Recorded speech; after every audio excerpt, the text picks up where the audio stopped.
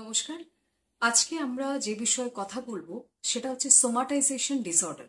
সোমাটাইজেশন ডিসঅর্ডারটা কি, এর কি কি সিমটমস হতে পারে, কি কজ হতে পারে এবং এর ট্রিটমেন্ট প্ল্যান কি। বেসিক্যালি আমার কাছে এরকম বহু পেশেন্ট আসে উইথ লোডস অফ রিপোর্টস এবং তারা এটা বলে যে আমি আপনার কাছে আসার আগে মিনিমাম 4 থেকে 5 জন ডক্টরসকে দেখিয়ে এসেছি এবং তারা কেউই আমার অসুখ ধরতে পারছে না।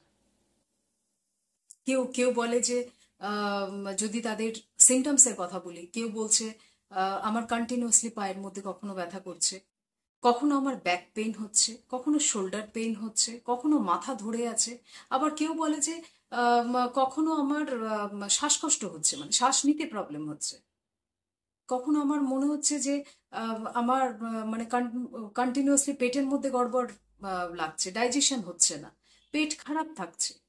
এই সমস্ত সমস্যাগুলো কিন্তু মিনিমাম 1.5 বছর থেকে 2 বছর পেশেন্টের মধ্যে দেখা যায় এবং আহ, সমস্ত কিছু রিপোর্টস করার পরে, সমস্ত কিছু রিপোর্টস নর্মাল আসার পরে ডক্টরও কিন্তু হাত তুলে দেন এবং তারা বলেন যে this is the time to go and consult A psychologist. এবং সেই যে সময় তারা সাজেস্ট করেন, ডক্টরসরা সাজেস্ট করেন যে আপনারা সাইকোলজিস্টের কাছে যান, তাদের কাছে গেট ইট চেক, তখন পেশেন্টদের বেশিরভাগ সময় কিন্তু ডিনায়াল মোড কাজ করে যে আমার পেট খারাপ হচ্ছে কন্টিনিউয়াসলি বা আমার ব্যাক পেন থাকছে, এটার জন্য আমি মেন্টাল হেলথ প্রফেশনাল বা সাইকোলজিস্টের কাছে কেন যাব। তো তারপরেও যখন দেখে যে কোনো কিছুতেই কিছু কাজ হচ্ছে না এবং তাতে কিন্তু বাই দ্য ওয়ে একটা লম্বা টাইম চলে যায়, টাইম ওয়েস্ট হয় এবং সেই টাইম ওয়েস্ট করার পরে then they come to us. So basically যেটা রিজন হিসেবে যেটা জানা যায়, হতে পারে যে তারা একটা ক্রনিক স্ট্রেসের মধ্য দিয়ে বহুদিন ধরে যাচ্ছে, কোনো ফাইন্যান্সিয়াল ক্রাঞ্চ হতে পারে, রিলেশনশিপ ইস্যুস হতে পারে, হয়তো ব্রেকআপ হয়েছে, রাইট, কোনো জব ছিল সেটা চলে গেছে। এই এই ক্রনিক স্ট্রেসগুলো দীর্ঘদিন ধরে বিল্ড আপ হওয়ার ফলে ফিজিক্যাল লেভেলে বা বায়োলজিক্যাল লেভেলে কিন্তু তাদের এই সিমটমসগুলো দেখা যাচ্ছে। অ্যাকচুয়ালি প্রবলেম হচ্ছে মেন্টাল, মানসিক সমস্যা, কিন্তু সেটার এক্সপ্রেশন যেটা সেটা বায়োলজিক্যাল লেভেলে হচ্ছে। তো সেখানে আমরা যদি মানসিক সমস্যাটা টেক কেয়ার করতে পারি, তখন কিন্তু বায়োলজিক্যাল যে সিমটমসগুলো সেগুলো কিন্তু অটোমেটিক্যালি কমে যায়।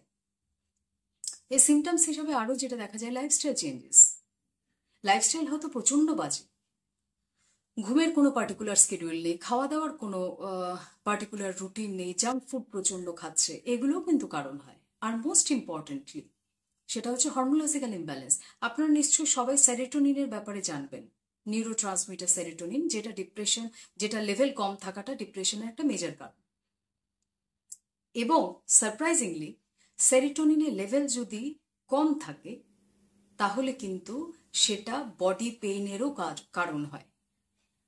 সেই জন্য হয়তো কারোর কনসিস্টেন্টলি সেরোটোনিনের লেভেল কম আছে, তো সেটা কিন্তু তার ডিফারেন্ট বডি পেইনের কারণ হচ্ছে।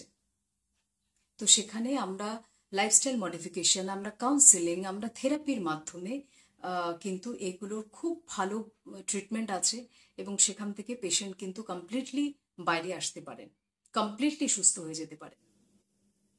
সো আপনার আশেপাশে এরকম যদি কেউ কোনো পেশেন্ট থেকে থাকেন বা আপনার ফ্যামিলিতে থেকে থাকেন, please do share this video with them. হয়তো তারা অলরেডি ফ্রাস্ট্রেটেড, অলরেডি তারা তাদের যে হোপ আছে সেটাকে ছেড়ে দিয়েছেন যে আমার আর কিছু হবে না, কেউ আমার অসুখ বুঝতে পারছে না, কোনো ডক্টর আমার আমার প্রবলেম বুঝতে পারছে না।